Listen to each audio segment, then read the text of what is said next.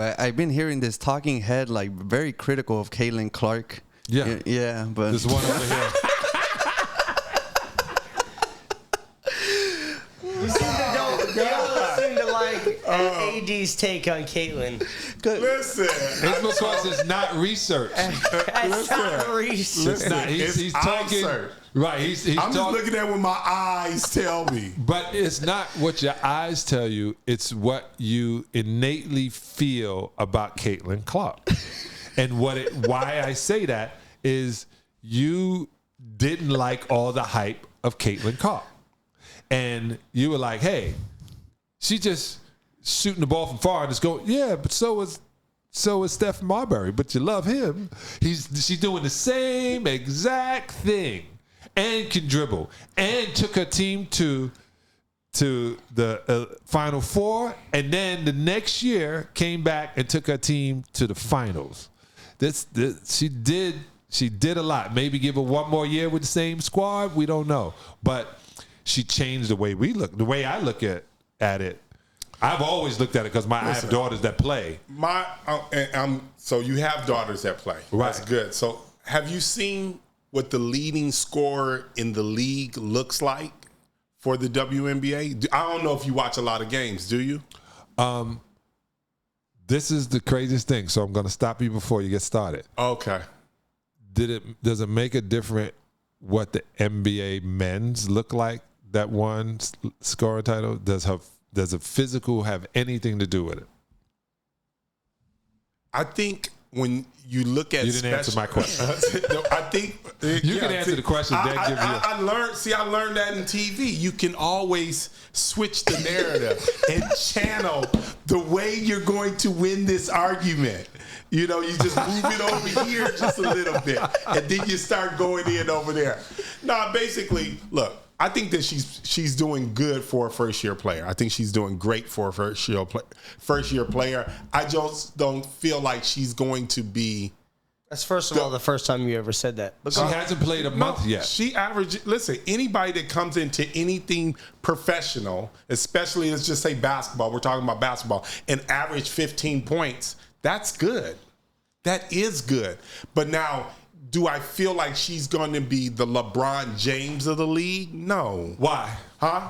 Good. So the reason why, because I don't feel like she has the physical attributes that separate her from her counterparts. Yeah. And when I look at the other young ladies that are out there that average 28, 26, I see something different that they possess that most of the players don't. Okay, so let me tell you why you see that. Okay.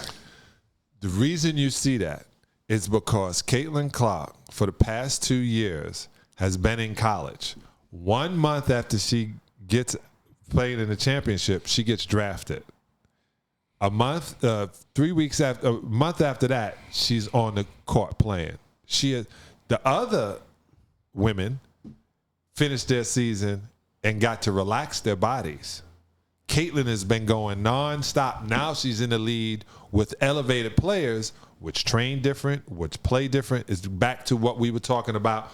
It's back to what we talking about in AAU. You are making great points. Yes. Now, so let me say this.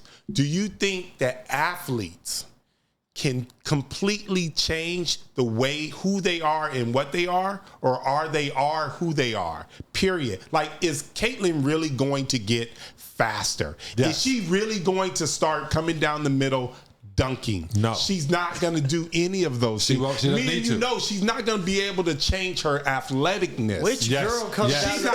She's not going to be dunking. Huh? What girl comes down the lane dunking? It was just a point.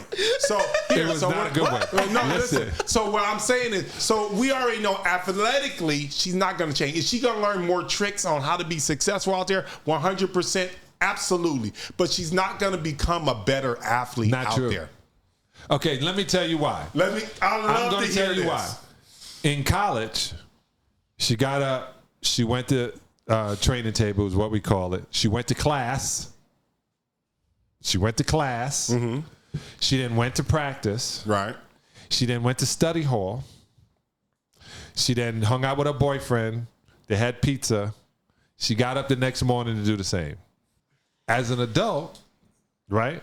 What do we run into? We run into now she has a trainer that meets her at 10 o'clock in the morning. Michael Jordan was already athletic. Then he became more athletic because they train their body different. Now that we understand what she can and cannot do and what her strengths are, now the coach devises plays that are different that get her open. Steph Curry uses picks to get open to take those shots. For sure. He did it in college. Steph Curry then got stronger, and the offense came in giving him, but he also figured out how to get his own shot. Kyrie Irving, figure out how to get to a point, get back, get to your shot. Joker. So you are going to learn that from a pro perspective as opposed to a college perspective. Plus, you're going to get faster. Now, college seems like it's fast, and the NBA, when you're watching it, looks slow when I was growing up, till I got in the NBA. Then I realized they were quick but not hurrying, meaning they were getting by you, then using their body, then putting the ball up and scoring before I can even jump. In college, they go, I'm scared. He's been blocking shots. I don't really want to do this. I'm going to throw it back out. That ain't in the pros. They catch the ball close to the basket. They go, I got a rookie in front of me. So the attitude is going to change. She's going to mature so much in this first year. Not many players played like LeBron in their first year. Mostly none of them played like LeBron. LeBron came in doing things to grown men I'd never seen. He was looking in the basket, dunking, shooting threes, passing the ball, grabbing it. I hadn't seen it. Now he's been doing it for 20 years. We're used to it.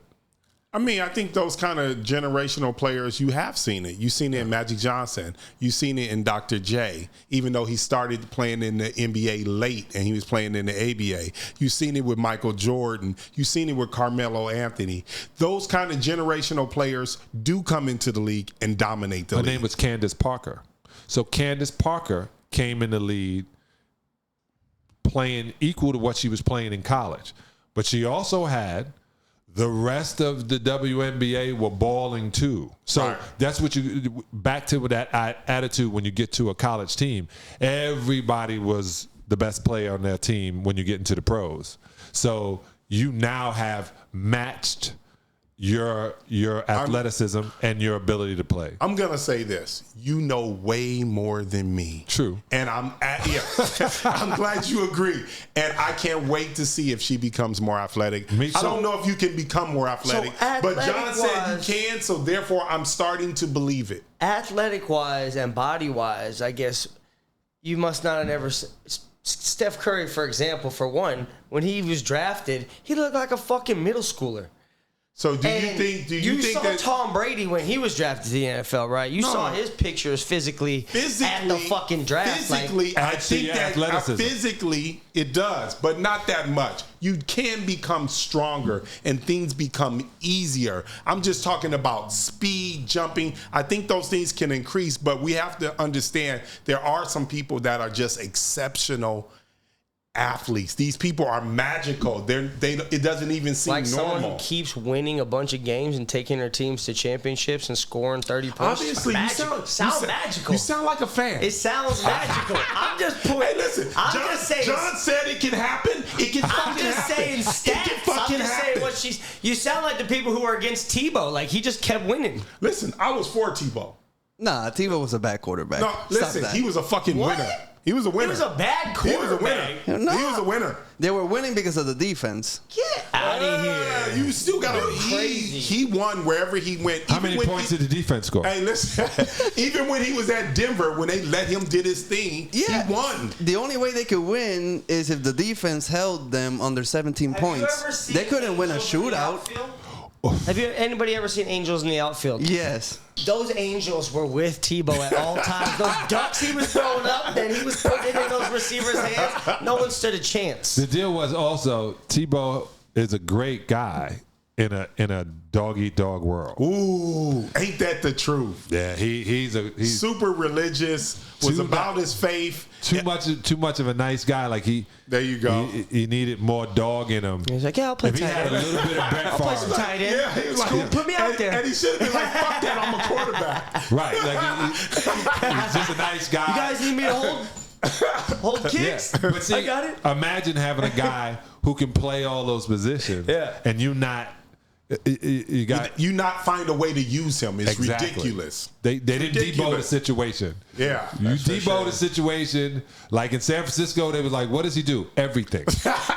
He's an everything player. So unjustly. Are you coming back to me? Are you coming back to me? I'm just saying unjustly criticized. Listen, I already told you. Hey, listen. As far as the Caitlyn hate, listen. John said it can freaking happen, and I'm with John. That's it. I'm easy. Before we leave Caitlin Clark, a lot of people are calling AD racist for his viewpoint on Caitlin Clark. It's called honesty. How many? It's called honesty. He is the most racist white man I've ever met. Like, it is so funny. It's John, I have a side bet. I want to know if am I gonna win this bet? No. So someone, calm down. Listen, someone told me that Caitlyn by the end of the season she will be top 5 in scoring. Do you think she's gonna be able to do that? I don't think that should be a target. They have a team that they, need to figure out how everybody fits together. She's going to be top 5 missed shots because she puts up a lot of shots. I'm going to say that about her. And the more you shoot, a lot of shots. This is a shooter's mentality. The more you shoot, the more chances you have of putting it in the basket. Nah, I agree with that. So don't stop shooting. Yeah, she is shooting. Unless you're shooting from a point and you keep missing from the same spot, you need to practice more on that spot. Next time you get to that spot, if you don't hit it, move in a step. Yeah, if anything, that's what I like most about her. Yeah, she's a great player. And I think that she's in a tough situation. She's a great player. I found out that a lot of people in the WNBA, as far as the players, are really critical of her and they don't like her because of the fame that she's getting, and that's fucking unfair. We should name them. Yeah, we should. Angel Reese is not a fan of. Which she's a competitor. So the reason I said we should name them, it's not that they're saying she gets too much hype. They're saying I busted her butt. Yeah. I 4-0. Right. I gave it the numbers. I did whatever. Most of that was when she was at Maryland, though. It was only one game LSU versus them, but Angel Reese was at Maryland for the first 3 games against Caitlin Clark. Right. So even if she played, it was never head up, though. Yeah. So you have to judge it according to how you played in your position. But Angel Reese is not saying I should get more light. She's not saying that. She's saying I'm good too. That's it. It's not. They're not hating, saying, "Man, she's messing up the lead." No. They know she's not messing up the lead. Her being in the WNBA is going to raise salaries. She did say something about the private jets, though, but that might have been more towards Charles Barkley, I think. The private jets was there the year before. The one. Barkley said something about Barkley's quote was that they should stop harassing her and being petty because she's the reason that they're bringing like private jets to WNBA players. The jets were already there. And then after the game after that happened, Angel Reese tweeted out like, after they won a big ass game, like we won not because of one person on a private jet or some shit like that. Right. I think it was towards Charles's comment, sort of, instead of good for her. I like that part. This is I mentioned before. So the Pistons were the first team really to have a year long. I think it was, like I said, it was Utah. We had that jet for the entire year, and it's we 1988. So we get all the way to the Eastern Conference Championship, 1987. Yeah, we were chartering. In 1988, we had our plane. We got all the way to the finals and lost in Game 7. We cheated in Game 6. That was a foul. It was a foul thing that you said it. But so our jet gave us an advantage, I believe. Yeah. Like I said, the baby mamas decreased, the drug use, if there was any, decreased, the hangout, the chances of getting into a bar fight, the chance of being food poisoned, The chances of insomnia, because by the time when we had a back-to-back, we would play, get on our plane, have food. What year was the food poisoning? Well, Michael got food poisoning. Yeah. Was that 96? Kobe got food poisoning. No, that was 98. Remember Kobe got food poisoning in Sacramento? I didn't know that. Ate the hamburger in Sacramento, playing against the Kings. Wait, John, I know you've probably talked about this or people have asked you before, but when they talk about the Jordan rules, when you played on that bad boy team, never heard of it. What was the Jordan rule? What was the elements of that? Or is that real? Because they always talk about it. They say it was left on the chalkboard. Is that true? Did Chuck Daly initiate what the Jordan rules actually are? Is that a real thing? I am going to employ my right, my fifth. What is it? I'm not going to answer. You plead the fifth? I plead the fifth, so I don't incriminate myself. My name is Oliver North. If you don't know who that is, Google. We're going to get that out of you one day.